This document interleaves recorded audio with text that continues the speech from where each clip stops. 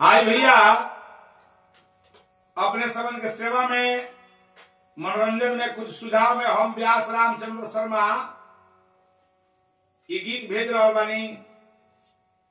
आशा विश्वास बा की जरूर अच्छा लागी। आपन देश बर्बाद के कगार में बा। इतना ना मानसिकता खराब हो गई बा हिंदू मुसलमान के लेके, बड़का छोटका के लेके, जात पात के लेके नेता लोग कैले बा कि आज भाई भाई से दुराव हो गई बा। हर घर में लोग गुमराह हो गई बा और नेता लोग राज करता। थोड़ा सा ये बात पर हमारा विचार करो। हमारा रिक्वेस्ट बा, प्रार्थना बा कि लोगों ने अपनी जरूर बदलाव कर ली। अपनी जब तेजस्वी सरकार के ले आई, आज चरपटिया से अभिषेक रंजन के जिताई। आपन जब विकास के हमने काम कर जाओ। हिंदू मुसलमान के भजन गावला से, भाई भाई में अलगाव कैला से, पसवान भुंजार कहला से, बड़का छोटका कहला से हमने के विकास ना हुई। यही पर एगो भजन बा।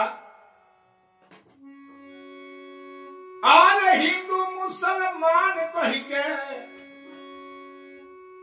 आर हिंदू मुसलमान कही के सभी लोग मटाइल बा।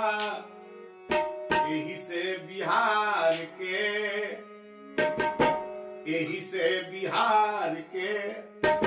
विकास पछुआइल बा।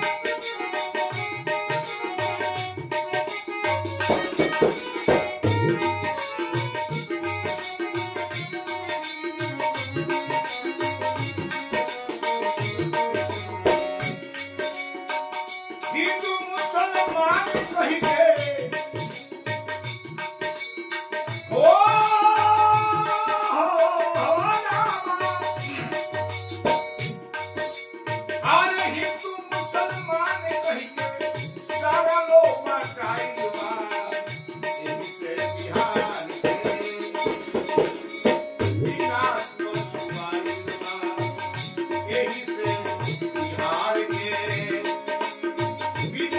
विकास पछुआइल बा। जमाना आ गई बा कि आज नेता लोग घर घर में बांट दहल, परिवार परिवार में बांट दहल, जात पात के झगड़ा के बीमारी ऐसा जहर घोर दहल कि मुसलमान अलगे गुमराह बा, हमार हिंदू समाज अलगे गुमराह बा। आई नेता लोग चानी काटता कि सबके गुमराह करला कि बीजेपी सरकार बा।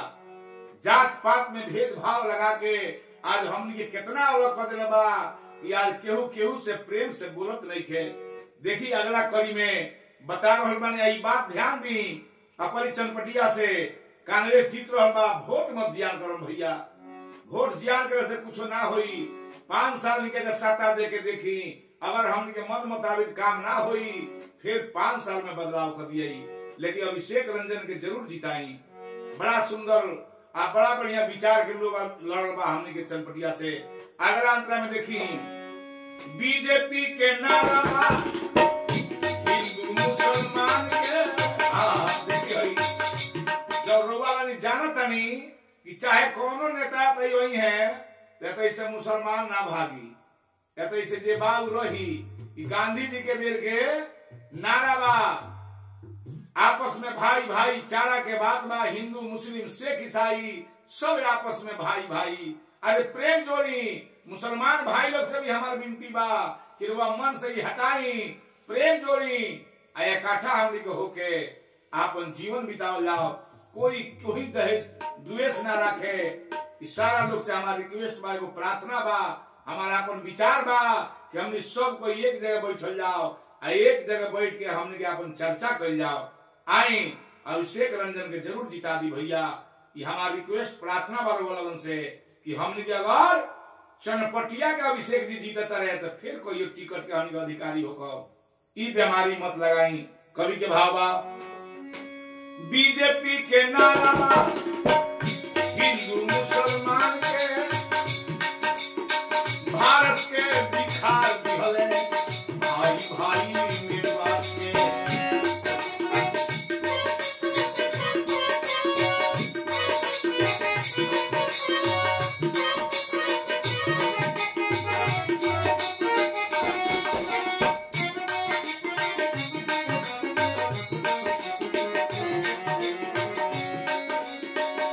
बीजेपी के नारा बा हिंदू मुसलमान के, भारत के बिखार दिहले भाई भाई में बात के। देखिए बोलनी विचार करी, ये 15 साल में कोई रोजगार के बात नहीं के भइल। जब भइल बा तो जात के बात भइल बा, जब भइल बा तो हिंदू मुसलमान के बात भइल बा, धनी गरीब के बात भइल बा, विकास के काम के बाद बीजेपी सरकार में कबो नहीं के भइल। ऐसे हमारी बात सुनी, अतन साथ गौर करी, विचार करी, सब्सक्राइब करी, कमेंट करी। कैसे भावा, बीजेपी के नारा बा हिंदू मुसलमान के, भारत के बिखार दिहले भाई भाई में बात के।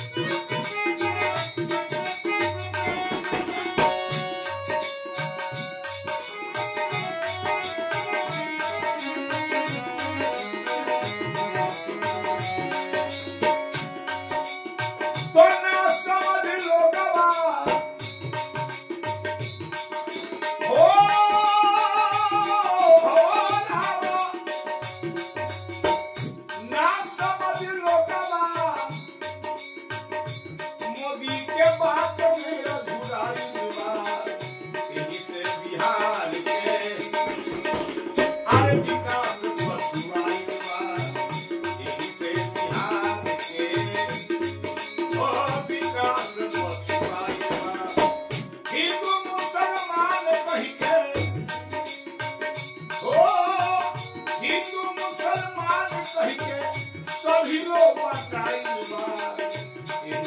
बिहार के विकास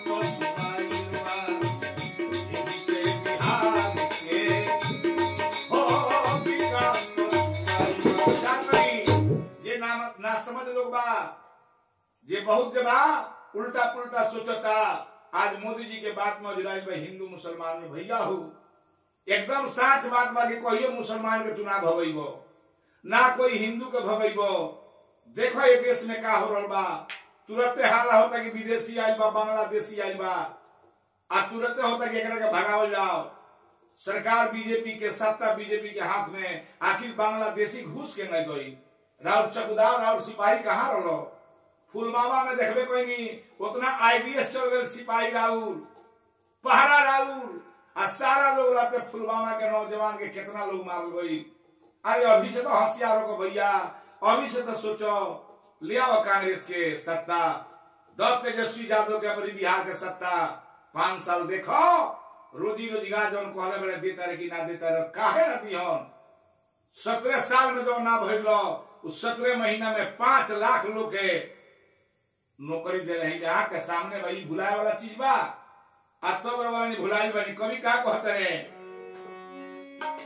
बीजेपी के नारा बा हिंदू मुसलमान के, भारत के बिखार दिहले भाई भाई में बात के।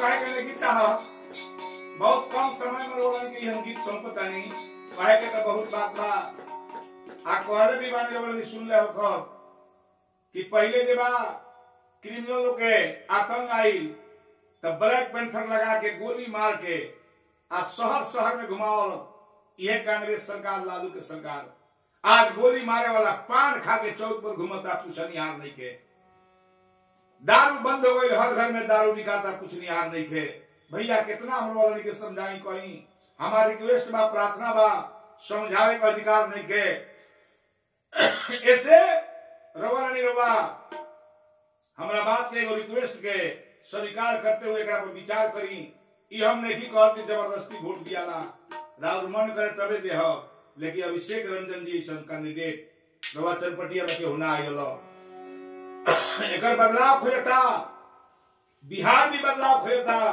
बिहार का पूरा भारत देश बदलाव खोजता आई गीत के आखिरी अंतरा बा शर्मा रामचंद्र के अरदिया के मानी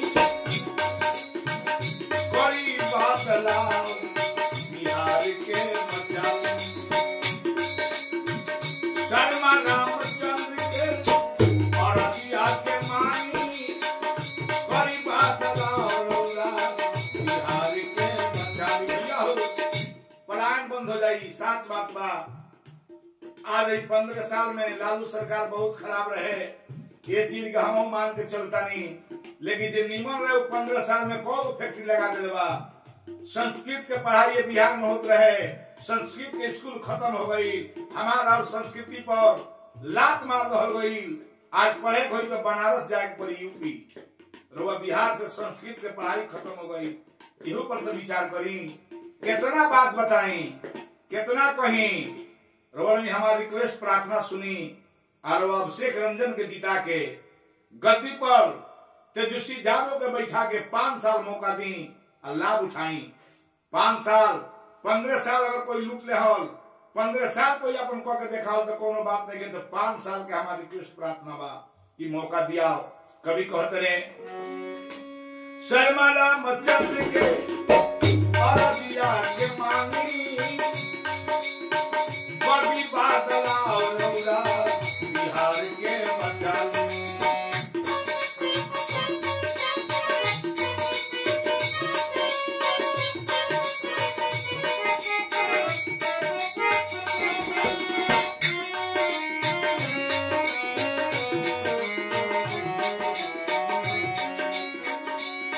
शर्मा रामचंद्र के अरदिया के मानी बड़ी बदलाव बिहार के मचाऊ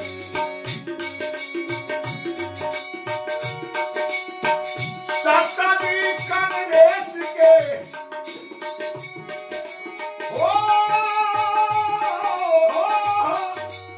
अरे सत्तावी तेजस्वी के अरे अच्छा मौका आई बा सत्तावी तेजस्वी के अरे अच्छा मौका आई बा यही से बिहार विकास आई बा यही से बिहार के विकास हिंदू मुसलमान कही के हो हिंदू मुसलमान कही के सभी लोग